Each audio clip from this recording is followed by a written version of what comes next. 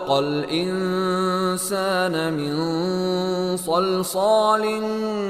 كالفخار وخلق الجان من مارج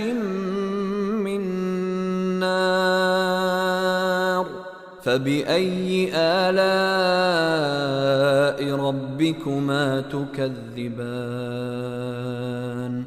رب المشرقين ورب المغربين فبأي آلاء ربكما تكذبان مرج البحرين يلتقيان بينهما برزخ لا يبغيان فبأي آلاء